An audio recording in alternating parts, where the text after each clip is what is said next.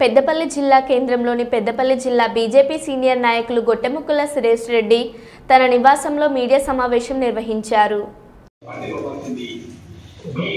ఒక విధమైనటువంటి వాతావరణం క్రియేట్ చేసి ఇప్పుడు ఏమైంది మరి అసలు చెప్పడే లేదు. హైడ్రా విషయంలో ఆయన ముక్తలేదు. అంటే సామాన్యులను బెదిరిస్తున్నారు కానీ హైడ్రా విషయంలో ఆయన గురించి మాత్రం అందరికీ తెలుసు. పెద్దపల్లి కాన్స్టిట్యున్సీలో హైడ్రాకి సంబంధించి ఆయన ఏమేమి చేసింది ఆ విషయంలో లేదు. కానీ ఇప్పుడు నాకు పొద్దుగాల నిన్న చూస్తే బాధ అనిపించి అందుకే నేను ప్రెస్ మీట్ ఎందుకు పెడుతున్నా అంటే ఆయన ఉన్నప్పుడు ఆయన విద్యా వ్యవస్థలు ఉన్నాయి కాబట్టి ఆయనకు సంస్థలు ఉన్నాయి కాబట్టి ఆయన స్కూళ్ళను రానియాలి. ఎప్పుడన్నా మీరు చూసినరా గురుకుల పాఠశాలలు ఉన్నాయా? ఎక్కడైనా హెడ్ క్వార్టర్లో చుట్టుపక్కల మోడల్ స్కూల్ ఉన్నాయా? ఇవి కూడా రానియలేదు. ఇప్పుడు కూడా మరి ఈ పెద్ద మనిషి వచ్చినాక మరి ఎందుకు దీని గురించి చేస్తుండ్రు? ముఖ్యమంత్రి అయితే దగ్గరే కదా. ఇప్పుడు మనకు తెలిసిన విషయమే, ప్లస్ ఆయన కూడా చాలా సందర్భాల్లో చెప్పిన విషయం ఏంటంటే ముఖ్యమంత్రి గారు మాకు చాలా దగ్గర, మేము ఎక్కడి నుంచో కలిసి పని చేసినాం, ఏదంటే అదైతే అని చెప్పే వాతావరణం అయితే ఇక్కడ క్రియేట్ చేసాం.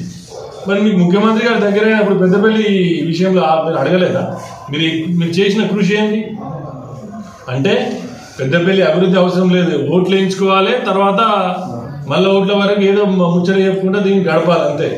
పెద్దపల్లి అభివృద్ధి అవసరం లేదు, విద్యా వ్యవస్థ అవసరం లేదు, మీకు వైద్య వ్యవస్థ అవసరం లేదు, ఏది అవసరం లేదు. అంటే మీకు 25,000 కోట్లు పెట్టి దాదాపు అంటే బీసీ, ఎస్సీ, ఎస్టీ, మైనార్టీకి సంబంధించినటువంటి అన్ని విద్యా సంస్థలు ఒకటే కాంపౌండ్లో ఉండేటట్టు 20 నుంచి 25 ఎకరాలలో ఎస్టాబ్లిష్ చేస్తే మీకు ఇక్కడ 19 అంటే పెద్దపల్లికి మీరు ఏం చేసింది అంటే అంతకుముందు ఎమ్మెల్యేకేమో విద్యా సంస్థలు ఉంటాయి, ఆయనేమో రానియము. మరి ఇప్పుడు మీరేం చేస్తున్నారు అంటే దీని అర్థమేంటిది? మీరిద్దరు ఏమైనా కాంప్రమైజ్ అయిందా?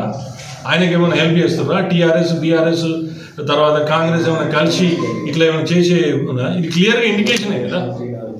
ఇప్పుడు నేను అనేది ఏంటంటే మీరు ఎందుకు ఈ విధంగా అలసత్వం వహిస్తున్నారు? మీరు చేసిన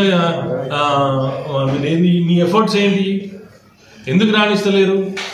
అంటే హెడ్ క్వార్టర్లు ఉండద్దా? నేను క్వశ్చన్ చేసేది అది.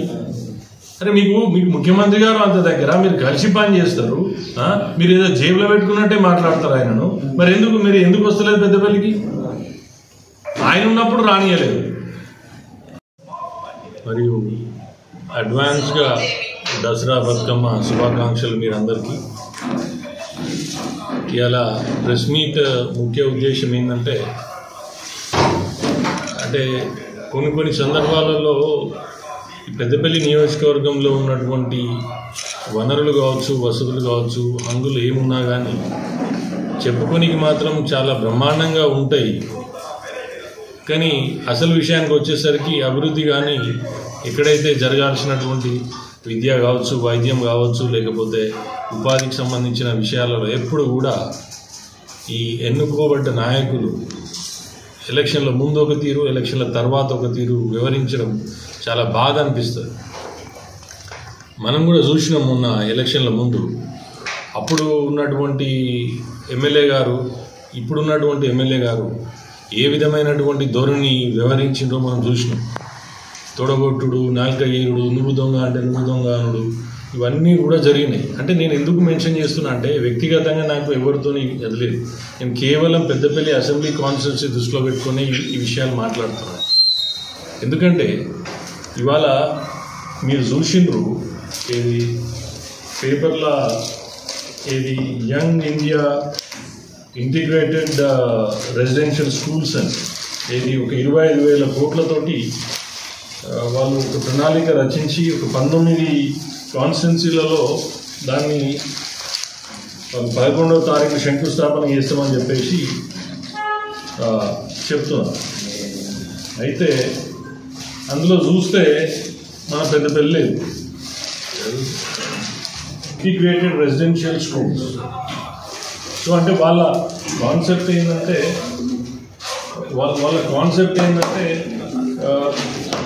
ఇక్కడ ఉంది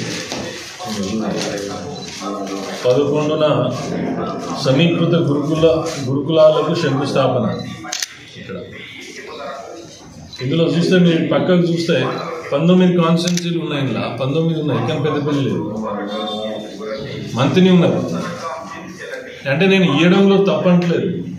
ఎందుకంటున్నా అంటే ఇప్పుడు మొన్నటిదాకా ఎలక్షన్ల ముందు బీఆర్ఎస్ ఎమ్మెల్యే ఉన్నటువంటి మనోహర్ రెడ్డి గారిని, తర్వాత ఇప్పుడు ఎమ్మెల్యే ఉన్నటువంటి విజయరామరావు గారు ఏ విధంగా ప్రవర్తించారు ఎలక్షన్ల ముందు, అసలు నీ అంతు చూస్తా